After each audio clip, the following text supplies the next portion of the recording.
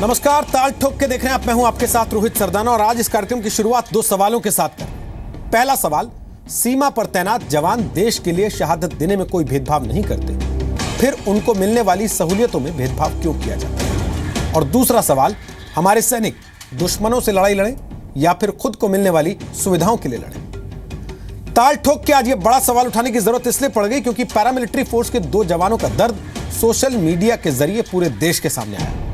BSF के जिस जवान तेज बहादुर ने खराब खाने की शिकायत को लेकर सोशल मीडिया पर वीडियो डाला था, उसने पत्नी से फोन पर बातचीत में दावा किया है कि अब उस पर शिकायत वापस लेने का दबाव बनाया जा रहा है। दूसरा वीडियो सीआरपीएफ के कांस्टेबल जीत सिंह का है, जिनका दावा है कि उनको मिलने वाली सुविधाओं में भेदभाव किया जाता है। और तीसरी चिट्ठी बीएसएफ के जवान विनोद कुमार गोस्वामी की है, जिसने गृह मंत्री राजनाथ सिंह को खत लिखकर सुविधाओं और व्यवस्था पर सवाल उठाए थे।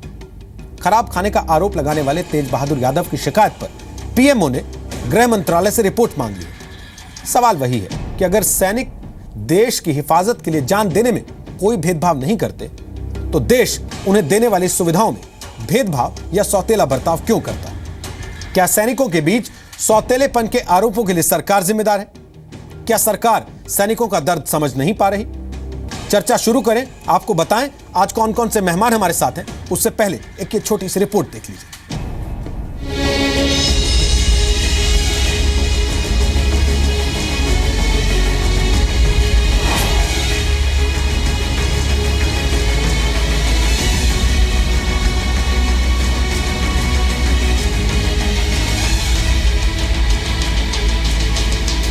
भी थोड़ा धमकाया जा रहा है कि वापस लो और माफी मांगो। उसने अपने वीडियो में बोला भी है कि अधिकारियों के बहुत बड़े हाथ हैं और मेरे साथ कुछ भी हो सकता है, पर अपने उसकी परवाह किए बिना इन्होंने ये किया कि कम से कम और जवानों का भला तो होगा। एक्स सर्विसमैन का कोटा भी हमको नहीं, कैंटीन की सुविधा हमको नहीं, मेडिकल की फैसिलिटी हमको नहीं। ड्यूटी सबसे ज़्यादा हमारी। आर्मी को जितनी फैसिलिटी मिलती है हमें उससे कोई एतराज़ नहीं, मिलनी चाहिए, लेकिन हमारे साथ नहीं भेदभाव क्यों? हमको भी तो मिलनी चाहिए। हमारे बच्चे के लिए कैंटीन, न हमारे के लिए कोई मेडिकल, जैसे जो आर्मी के लिए है सुविधाएं, ये सब सुविधा होनी चाहिए इसी नौकरी में। और माँ बाप जब बीमार है जहाँ तो उनके लिए मेडिकल नहीं है। 7th पे कमीशन में हमने इसके बारे में उठाया है और whatever government has given they have solved the problem. हर एक आदमी अपने अपने बेटरमेंट के लिए मांगता है, लेकिन उसको इतना बड़ा मुद्दा बनाना ठीक नहीं है। ऑलरेडी खाने पीने में कुछ और भी कदम उठाना चाहिए, वो प्रक्रिया भी शुरू कर दिया है और कोई ऐसा घटना ना हो उसके लिए भी सुनिश्चित करने के लिए कमेटियां जो बनाना है ऑफिसर्स के लेवल में, फोर्सेस के लेवल में, वो भी पूरा कर रहे हैं। मिलिट्री और पैरा मिलिट्री को हम राजनीतिकरण नहीं करना चाहते, लेकिन केंद्रीय गृह मंत्री का हमारा अनुरोध होता है कि जवानों को अच्छा भोजन मिलना चाहिए, ये सुनिश्चित करो। जो संदेश वो बीएसएफ जवान ने सोशल मीडिया के जरिए या सीआरपीएफ के जवान ने दिया, उस पर सरकार को गंभीरता से अमल करने की जरूरत है और उस चीज पर एक्शन लेने की जरूरत है। ताल ठोक के आज का पहला सवाल, सैनिक दुश्मनों से भिड़े या सुविधाओं के लिए लड़े? दूसरा सवाल, जब शहादत में भेदभाव नहीं तो सहूलियत में क्यों? तीसरा सवाल, क्या सैनिकों को सुविधाएं देने में पीछे रही सरकार? और ताल ठोक के आज का चौथा सवाल, देश के रक्षकों के साथ भेदभाव के लिए कौन है जिम्मेदार? तो आपको बता दें कि ताल ठोक के आज हमारे साथ शर्मिला यादव हैं, जो बीएसएफ के जवान तेज बहादुर यादव की पत्नी है। वो अपने गांव से इस वक्त हमारे साथ लाइव मौजूद हैं। हरीश चौधरी हमारे साथ हैं, जो सीआरपीएफ के उस जवान जीत के बड़े भाई हैं, जिनका वीडियो आज सामने आया और जिन्होंने सुविधाओं में भेदभाव की बात कही है। हमारे साथ के श्रीनिवासन साहब हैं, आईजी रहे हैं बीएसएफ के, हमारे साथ स्टूडियो में आ चुके हैं। स्वागत है सर आपका। और रिटायर्ड मेजर गौरव आर्या हमारे साथ हैं, वो रक्षा विशेषज्ञ हैं, भारतीय सेना के साथ जुड़े हुए हैं। गौरव आर्या, आपका भी स्वागत है स्टूडियो में।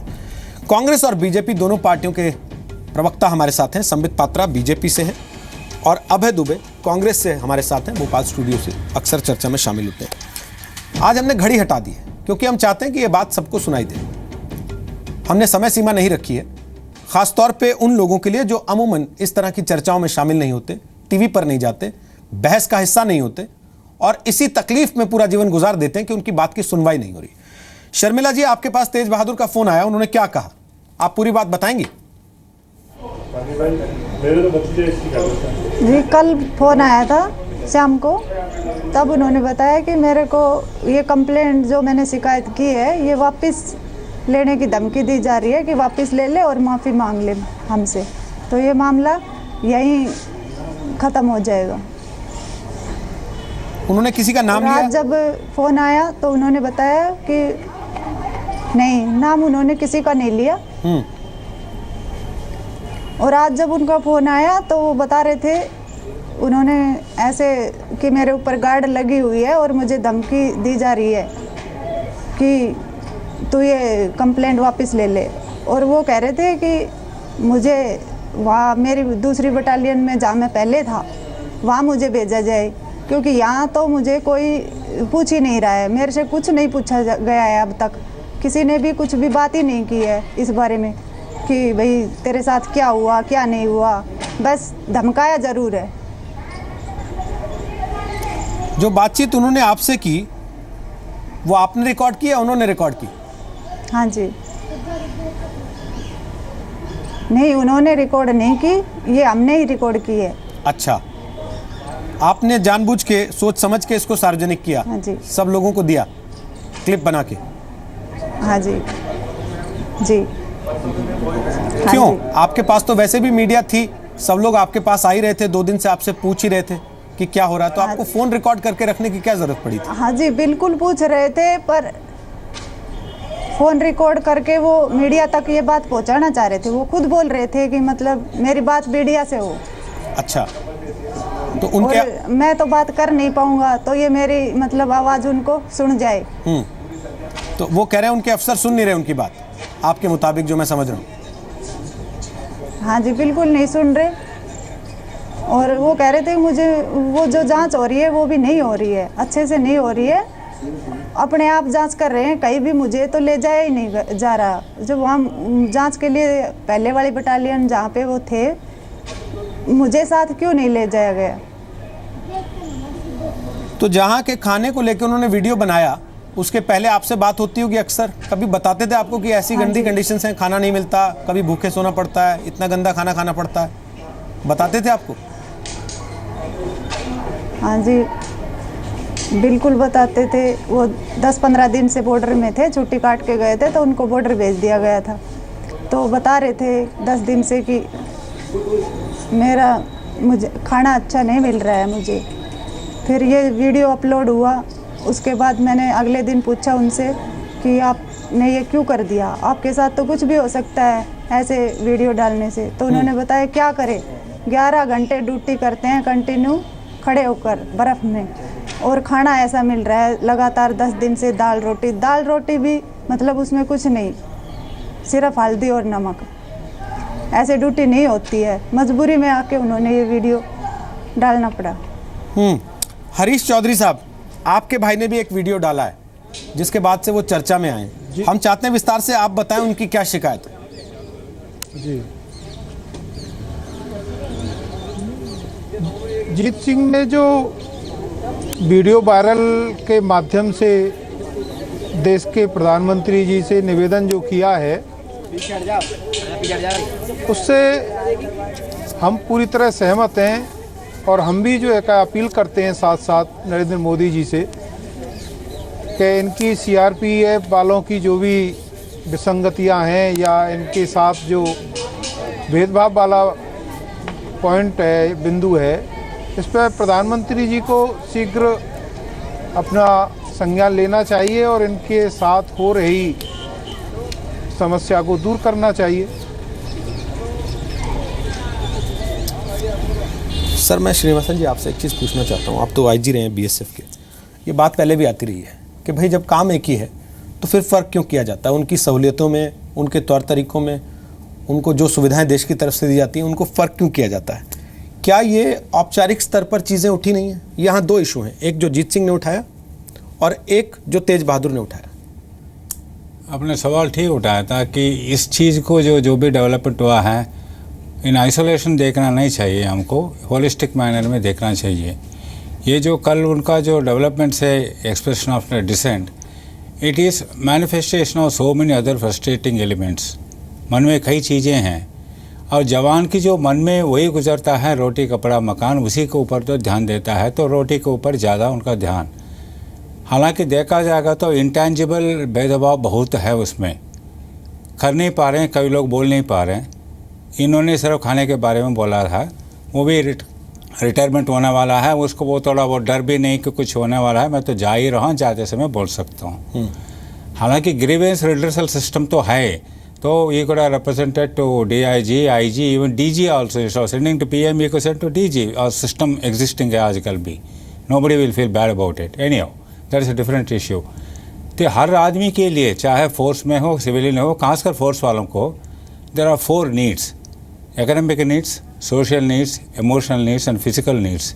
इसको संतुलन में रखना चाहिए हमको, वो रख नहीं पा रहे हैं। फॉर एग्जांपल आप देख लीजिए पैरामिलिट्री फोर्स पर्सन का, सबका मन में यही है, आज तो खाने के बाद होता है, कल और भी कुछ उठेगा, उनको पैरामिलिट्री सर्विस पे नहीं मिल रही जो आर्मी को मिल रही। ये कंपैरिजन मैं बात बताऊंगा, ये कंपैरिजन क्यों आता है।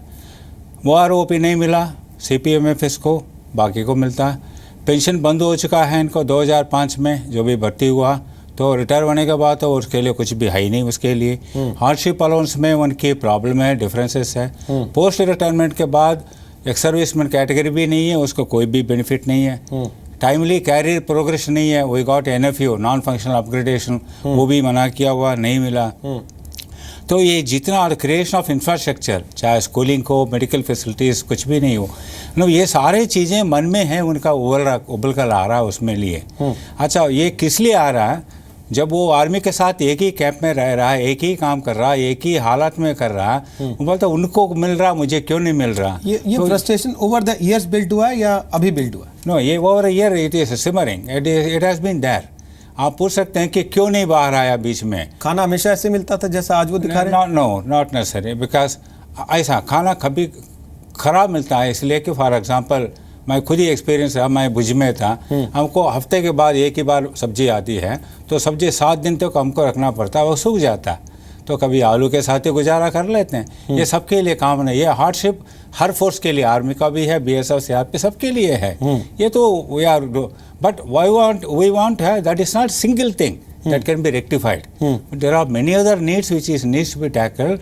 औपचारिक रूप से भी करना चाहिए उसके लिए, वो नहीं हो पा रहा। गौरव, मैं आपसे एक चीज़ पूछना चाहता हूँ, आप फौज में रहे हैं, हमेशा से ये गैप रहा है जी, इसको डिस्कस नहीं किया जाता ताकि सेना के जवानों के मनोबल पे असर ना पड़े, वो चाहे सेना के जवान हो, चाहे BSF के जवान हो, चाहे CRPF के जवान हो या किसी और फोर्स के जवान हो।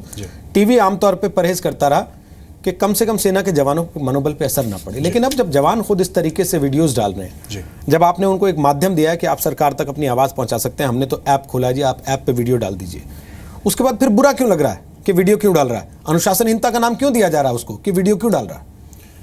देखिए साहब, 2 चीज़ें हैं इसमें। पहली बात तो जो जवान ने बोला कि आर्मी और पैरामिलिट्री फोर्स की ड्यूटी एक ही जैसी है, फिर सहूलियतें एक जैसी। देखिए, हमें कोई आपत्ति नहीं है, सहूलियतें इनको मिलें, पूरी मिलें, और अगर सरकार दे सके इंडियन आर्मी से ज़्यादा मिलें, हमें इससे कोई आपत्ति नहीं, पहली चीज़। दूसरी बात है कि यकीनन पैरामिलिट्री फोर्सेज, जिनको एक्चुअली सेंट्रल पुलिस ऑर्गेनाइजेशंस हैं, CPOs, इनकी ड्यूटी सचमुच बहुत हार्ड है, खासतौर से CRPF की। तीसरी जो मेन बात है कि इनकी ड्यूटी और आर्मी की ड्यूटी एक जैसी नहीं है। अगर एक ड्यूटी होती तो BSF और आर्मी अलग अलग फोर्सेज नहीं होती। इनके काम अलग है, इनकी ड्यूटी अलग है, इनकी ईथॉस अलग है, इनकी लीडरशिप अलग है और इनकी थिंकिंग अलग है। अब जो आती है बात कि इसको डिसिप्लिनरी, देखिए साफ एक चैनल ऑफ कमांड होता है, और कोई भी फोर्स होती है। जो इन दोनों जवानों के साथ हुआ बहुत गलत हुआ, और मैं इनके सपोर्ट में खड़ा हूं। मैं ये कहना चाहता हूं, लेकिन हर एक फोर्स का अगर किसी भी जवान को, और इन्होंने जो भी लिखा, देखिए जो खाना दिखाया सचमुच है ऐसा खाना, तभी उसने डाला, उसने कोई झूठी फोटो तो डाली नहीं है, तो इसने जो भी उस जवान ने बोला उसने सच बोला है, पहली बात। लेकिन दूसरी बात यह है कि क्या, मैं ये जानना चाहता हूं as an ex army officer, कि क्या उसने अपने ऊपर वाले अधिकारियों को यह बात कंप्लेन करी कि उसने डायरेक्टली बोला सोशल मीडिया? क्योंकि अगर वो ऊपर वाली, उसने क्या वो पूरी इस्तेमाल करी जो थी, हम पूछ लेते हैं शर्मिला जी से। हाँ, अगर उसने अपने CO DIG को करा और उसकी बात टाल दी गई, क्योंकि ऐसा होता है कि बातें टाल दी जाती हैं, होता है, हमारे यहां भी हो सकता है ये बात, फिर उसने बिल्कुल ठीक करा, जवान ने बिल्कुल ठीक। शर्मिला जी, तेज बहादुर ने अपने अधिकारियों से शिकायत की इस चीज की कि खाना ऐसा मिलता है, 11 घंटे की आप ड्यूटी कराते हैं और बाद में ये डाल देते हैं पानी वाली हल्दी डाल के। हाँ जी, हाँ जी, वो बता रहे थे, मैंने कई बार शिकायत की है। अब बताइए। तो बिल्कुल ठीक है। शिकायत करने के बाद ही उन्होंने ये किया है। अब मैं संबित पात्रा आपके पास आता हूँ। ठीक है गौरव, ये एक विषय रहेगा। आपने कहा कि फोर्सेज में फ़र्क है, इसलिए उनको मिलने वाले ट्रीटमेंट में फ़र्क है, लेकिन आज की तारीख में लोगों को केवल ये दिखता है किसका शव तिरंगे में लौट के वापस आ रहा है। लोग इस सम्मान को देते वक्त ये नहीं पूछते हैं कि ये बीएसएफ का था, ये सीआरपीएफ का था, नक्सलियों ने मारा, या जम्मू कश्मीर में आतंकवादियों ने मारा, सेना का था। एक बात कहूंगा। बोलिए सर, ऐसा है कि मैं बिल्कुल ये नहीं कह रहा कि आर्मी या बीएसएफ के बीच में कोई फर्क है ही नहीं। जो इज्जत देनी चाहिए, जो सहूलियत देनी चाहिए, उसमें जीरो फर्क होना चाहिए। जो इंडियन आर्मी को मिल रहा है वो बीएसएफ, सीआरपीएफ, आईटीबीपी को जरूर मिले। मैं कह रहा हूं उनके काम अलग हैं, पर उनकी सहूलियत अलग करने को नहीं बोल रहा मैं। सहूलियत उनको बराबर की मिले। ठीक है, बिल्कुल ठीक है। संबित पात्रा, यही वीडियो अगर किसी मंत्री ने डाल दिया होता या सांसद ने डाल दिया होता कि देखिए साहब संसद की कैंटीन में कैसा खाना दे रहे हैं हमको, अगले दिन लाइन लग जाती केटरर्स की 5 स्टार के, जो वहां पे खाना मुहैया कराते, और सारे सांसदों को खुश करने के लिए एकजुट हो जाती पूरी सरकार और पूरा विपक्ष भी। यहां उस जवान को फोन करके रिकॉर्ड करवाना पड़ रहा है कि मेरे खिलाफ कार्रवाई हो जाएगी। इससे बड़ी शर्म की बात हो सकती है क्या हमारे देश के लिए? और हम अपने को राष्ट्रवादी सरकार कहते हैं। हर चीज में हम सेना का जिक्र करते हैं कि बैंक की लाइन में लगे हो, सैनिक और लाइन में लगने से मना कर देगा तो क्या होगा? अब देखिए, मना कर रहा है सैनिक कि आप मुझे ये खिलाते हैं और फिर मुझसे उम्मीद करते हैं कि मैं जान दे दूं आपके लिए। ये पॉइंट गुड, वेरी गुड। हाँ, आप ठीक कह रहे हैं बिल्कुल। अगर किसी भी जवान को, मैं तो कहता हूँ अगर एक भी जवान को ऐसा खाना मिला हो तो इससे शर्मनाक विषय नहीं हो सकता है। तभी तो गृह मंत्री जी ने उसी रात को, जब ये वीडियो डाला गया, उसी रात उन्होंने इंक्वायरी कमेटी गठित की और अब इंक्वायरी होकर रिपोर्ट भी, जैसा आप लोग दिखा रहे हैं, सबमिट किया जा रहा है। देखिए, इसमें 2 चीज़ें हैं। पहली बात है कि जो पहला वीडियो आया बीएसएफ का, उसमें जो जवान ने, यादव जी ने जो वीडियो डाला, उन्होंने कहा कि सरकार तो हमें दे रही है सब कुछ, मगर हमारे आला अधिकारी भ्रष्ट हैं और उन्होंने भ्रष्टाचार के माध्यम से वो खाना हम तक नहीं पहुंचाया। हमारा सिर्फ इतना कहना है कि देखिए, ये आर्मी के, मतलब बीएसएफ के जवान और ऑफिसर के बीच का केस है। इसमें सरकार को हमें बीच में घसीटने की आवश्यकता नहीं होनी चाहिए। और दोनों का ये बॉन्डेज वर्षों पुराना बॉन्डेज है, और इस बॉन्डेज के कारण ऑफिसर्स और जवान ये दोनों मिलके काम करते हैं, तभी हम और आप सुरक्षित हैं। अगर कहीं भी हम इस पे राजनीति करना शुरू कर दें, मैं एक राजनीतिक स्पोक्स पर्सन हूँ, मैं मेजर गौरव की तरह आर्मी का व्यक्ति नहीं हूँ। वो बोल सकते हैं आर्मी के बारे में, बीएसएफ के बारे में। मैं अगर बीएसएफ के अधिकारियों के बारे में, बीएसएफ के डीजी के बारे में, बीएसएफ के आईजी के बारे में यहाँ बैठ के मीडिया में खराब टिप्पणी करूं कि हाँ हो सकते हैं ये भ्रष्ट है, तो ये अच्छी बात नहीं होगी। इससे जवान और आर्मी के बीच में एक मनोबल टूटेगा, जो कि मोरल के लिए अच्छा नहीं होगा। हाँ, जी, जो रिपोर्ट में आएगा कि अगर इस बात के लिए गृह मंत्रालय की कि उन्होंने रात में ही इस बात पे इंक्वायरी रिपोर्ट मांग ली और कमेटी बना दी, तो कम से कम गृह मंत्रालय के हवाले से उस मंत्रालय को चलाने वाली, सरकार को बनाने वाली पार्टी के प्रवक्ता होने के नाते से इतना भरोसा तो दीजिए कि उस जवान के साथ ऐसा कुछ नहीं हो जाएगा कि आगे कोई अपना मुंह खोलने से डरने लगे और उसके बाद आने वाली पीढ़ी अपने बच्चे को फौज में, बीएसएफ में, सीआरपीएफ में भेजने से डरने लगे। इतना तो वादा दे सकते हैं कम से कम। नहीं, ये तो वादा है बिल्कुल, इसमें कोई शक नहीं है। देखिए, अगर जवान का कहना है कि मेरे आला अधिकारी अर्थात बीएसएफ के ही आईजी, डीजी, डीआईजी मुझे मार सकते हैं, देखिए बीएसएफ के चाहे जवान हो, चाहे बीएसएफ के आईजी, डीजी हो, आर्मी के चाहे जवान हो, चाहे आर्मी के मेजर हो, कैप्टन हो, मेजर जनरल हो, लेफ्टिनेंट जनरल हो या जनरल हो, देखिए मैं कहूँगा कि अगर आर्मी के जनरल ही किसी को मार देंगे तो मैं उस पर कुछ टिप्पणी कर सकता हूं क्या? क्या रोहित जी आप कह सकते हैं कि बीएसएफ के डीजी किसी को मार देंगे और मैं उस पर टिप्पणी करूं? सरकार तो खड़ी है उसके साथ। नहीं जाता है, मारा कृत्य को ऐसे भी जाता है कि आप उसको उसी के संस्थान में इस परिस्थिति में पहुंचा दें कि वो सर उठाने लायक ना रहे। और जो वो अपनी पत्नी से फोन करके कह रहा है कि मेरा कॉल रिकॉर्ड कर लो, उसे मीडिया तक पहुंचा दो, आप उस परिस्थिति को बेहतर समझते हैं क्योंकि आप रोज टीवी पे आते हैं, आप उस चीज को जानते हैं। उसके बाद भी अगर आप ये चाहते हैं कहना कि ठीक है सरकार का इससे कोई लेना देना नहीं है, ये अफसर और जवान के बीच का इशू है, तो मैं आगे बढ़ जाता हूं आपसे। नहीं, नहीं सुनिए, उनकी वाइफ यहाँ बैठी है, एक तो उनको मेरा नमस्कार भी दीजिए। और सरकार, मैं तो प्रवक्ता हूँ मात्र, मगर मैंने किरण रिजिजू साहब से भी बात की सब लोग कंसर्न्ड है और ये आश्वासन उनको दीजिए, वो सुन रही होंगी अगर मुझे, डायरेक्टली मैं उनको आश्वासित करता हूं कि आप बिल्कुल डटी रहिए, बिल्कुल निर्भीक होकर लड़िए। देखिए, आप हिंदुस्तान की उस सिपाही की पत्नी हैं जिस सिपाही के कारण हम टीवी स्टूडियो में बैठ के डिबेट कर रहे हैं, तो डरने की तो कोई आवश्यकता ही नहीं है। मेरा सिर्फ इतना कहना है कि कुछ विषयों पे मुझे बहुत फूक फूक के सेंसिटिव वे में कदम रखना है, क्योंकि देखिए एक मैकेनिज्म होता है, आर्मी में एक मैकेनिज्म अंदर का होता है डिसिप्लिन का, बीएसएफ में भी एक मैकेनिज्म होता है, उसमें राजनीतिक दखलंदाजी अगर टीवी पर भी हम राजनेता करने लगे तो कई बार आर्मी और बीएसएफ को ये बातें अच्छी नहीं लगती है। मैं गौरव जी बैठे हैं, पहले ये बात कह रहा हूं कि क्या राजनेताओं को इंटरनल डिसिप्लिन में दखलंदाजी करनी चाहिए? ऐसी बहुत सारी परिस्थितियों में परहेज करता रहा है, लेकिन आपने कहा हमने तो ऐप बनाया। आप अपनी बात सीधे प्रधानमंत्री तक पहुंचाइए, नमो ऐप पे अपना वीडियो अपलोड कीजिए। एक आदमी ने कर दिया तो उसकी नौकरी आफत में आ गई। सर कैसे भरोसा करेगा आप पे? ना, आपने ठीक कहा, ऐप बनाया है। अगर कोई देखिए, दो चीजें हैं। नहीं, देखिए, मैं बार बार कह रहा हूं कि हर चीज में सरकार को मत घसीटिए। ठीक बात है, मैं तो नहीं कह रहा हूं कि अगर उन्होंने वीडियो डाल दिया, सरकार तो नहीं कह रही है कि वीडियो डाल दिया तो इसकी नौकरी जानी चाहिए। सरकार ने तो कहा कि अच्छा वीडियो डाला, खराब खाना मिल रहा है, तुरंत इंक्वायरी करो। और कल डाइटिशियंस तक गए हैं, सारे फ्रंट पे डाइटिशियन जाके कितना कैलोरी मिल रहा है, वो मिल रहा है या कोई ऑफिसर खा जा रहा है, इसकी जांच तक सरकार कर रही है। अगर सरकार किसी प्रकार से गुस्साती तो सरकार ये करेक्टिव मेजर्स क्यों लेती? पानी में कुछ चीजें डाल दीजिए, उससे भी आ जाएगी। उस पीले रंग के पानी में भी कैलोरी तो मिल ही जाएगी। उसको खाना मिल रहा है कि नहीं, समझिए ना इस बात को।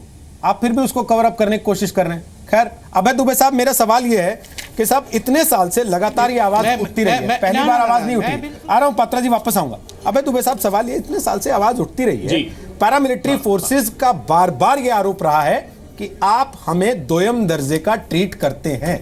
क्यों नहीं इस पे कभी कोई स्टैंड लिया गया? क्यों नहीं किसी सरकार ने इसको लेकर नीति बनाने की कोशिश की या कोई फैसला लिया इस पे? नहीं, देखिए, बिल्कुल रोहित जी, मैं इस बात से पूरी तरह सहमत हूँ, क्योंकि आप ये देखिए, बीते 2.5 साल में 31 माह में लगभग 1345 बार सीज फायर के वायलेशन हुए, 155 टेरर अटैक हुए और 183। सर आप 2.5 साल बैठ के, अच्छा मुझे बताइए 2013 में चिकन खा रहे थे क्या तेज बहादुर वहां बॉर्डर पे खड़े होके? 2013 में बताइए ना, आप मटन और चिकन दे रहे थे जाके उनको वहां पे, सुन लीजिए, तब भी यही पीली दाल खाते होंगे सर, वो वही मोटा चावल खाते होंगे। क्या मैं सर आप लोग क्यों पॉलिटिक्स में पड़ जाते हैं? 2014 में ऐसा था, 2012 में ऐसा था, 2009 में ऐसा था, 1998 में ऐसा था। मुझे अपना इंदिरा गांधी ने तो कमाल करवा दिया था। आप देंगे 5-10 सेकंड के लिए, सिर्फ 10 सेकंड के लिए आप अधिकार देंगे? मैं आपको 60 सेकंड देता हूं, आप बिना पॉलिटिक्स के बात तो करिए कम से कम। बिल्कुल, मैं बिना पॉलिटिक्स के। देखिए, 2010 में एक ऑडिटर जनरल ने रिपोर्ट दी, जब हमारी सरकार थी, इस बात को स्वीकारता हूं। उन्होंने कहा कि जो सप्लाई चेन मैनेजमेंट राशन है इंडियन आर्मी का, उसमें गड़बड़ियां हैं। गंभीरता से उसको पब्लिक अकाउंट्स कमेटी ने जांच किया और अपनी 15 सिफारिशें दी, जिसको मिनिस्ट्री ऑफ डिफेंस ने हूबहू 15 सिफारिशों को मार्च 2014 में पूरा स्वीकार लिया। मैं हाथ जोड़कर देश के प्रधानमंत्री जी से, संबित पात्रा जी से और स्वयं से भी पूछता हूं कि ये बताइए, आज जो पात्रा जी कह रहे हैं कि नहीं कोई कमी नहीं है, कैलोरी वगैरह की बात कर रहे हैं, ये फॉलो अप ऑडिटर जनरल ने उस पब्लिक अकाउंट कमेटी लागू हुई कि नहीं हुई उसकी जांच की और अभी 2016 में रिपोर्ट दी है, रिपोर्ट की कॉपी है। वो बताते हैं कि जो गेहूं की डिमांड कमांड ने की है उसको DGST, director general supply and transport ने कम कर दिया 13%। जो शुगर की डिमांड की उसको 21% कम कर दिया। जो दाल की डिमांड की 45,000 मैट्रिक टन उसको सिर्फ 37,000 मैट्रिक टन 24% कम कर दिया। इडेबल ऑयल को 13% कम कर दिया। क्यों? क्या खाने की चीज में? और यह कह रहा है ऑडिटर जनरल कि यही नहीं रुकता, जब वो डीजीएसटी से डिफेंस मिनिस्ट्री में जाते हैं तो उस डिमांड को और 23% कम कर दिया जाता है। अरे ये पूरा राष्ट्र एक समय भूखा रहने के लिए तैयार है, मगर हमारे सैनिक जो राष्ट्र के प्रति समर्पण का भाव रखते हैं, अपने प्राणों को न्यौछावर करते हैं, आज राजनीतिक दलों के लिए इससे बड़ा शर्म का विषय नहीं हो सकता कि हम उनकी पर्याप्त डाइट भी उनको नहीं दे सकते। किस जांच रिपोर्ट की आवश्यकता है प्रधानमंत्री जी? ये ऑडिटर जनरल की रिपोर्ट है जो पार्लियामेंट में भी टेबल हुई है। प्रधानमंत्री जी, इसकी प्रतिपूर्ति कम से कम कर दीजिए। जो सीआरपीएफ के जवान ने प्रश्न खड़ा किया कि हमारी पेंशन के इशू हैं, तो मैं बताना चाहता हूं कि नेशनल पेंशन स्कीम जी ठीक आपने जो बातें उठाई हैं सर वैलिड है। मैं वापस आके संबित पात्रा से आपकी बात पर संबित पात्रा से जवाब लेता हूं जी। दूसरी बात, हमारे दर्शक लिख रहे हैं मोदी जी के आप पे कोई सीनियर की शिकायत करता है तो सच में उसकी नौकरी खतरे में पड़ जाती है, चाहे वो बैंकर हो या आर्मी का जवान हो या बीएसएफ सीआरपीएफ का जवान हो। ये भी सरकार को देखने की जरूरत है। हम वापस आएंगे तो ब्रेक के बाद श्रीनिवासन साहब से भी बात करेंगे और गौरव आर्या से भी बात करेंगे। इस कार्यक्रम से पहले मैंने कुछ लोगों से बात की जो जुड़े रहे बीएसएफ से। उन्होंने एक बड़ा बुनियादी सवाल उठाया। उन्होंने कहा कि बीएसएफ में आप कम उम्र में भर्ती हो जाएं, आप कैलिबर के हो, आपकी योग्यता हो तो आप अधिकतम आईजी पद पर जा सकते हैं, लेकिन आपका सबसे बड़ा अधिकारी कोई ना कोई आईपीएस ही रहेगा। सरकार ने व्यवस्था ऐसी की है कि जो आपको हेड करता हो उसका आपके साथ कहीं अपनापन ना हो। तो क्या ये भी एक वजह है कि पैरामिलिट्री फोर्सेज और मिलिट्री फोर्सेज में कहीं ना कहीं कोई अंतर रखा आज भी छूट गया है? बार बार इसके के बावजूद ये सवाल उठता है।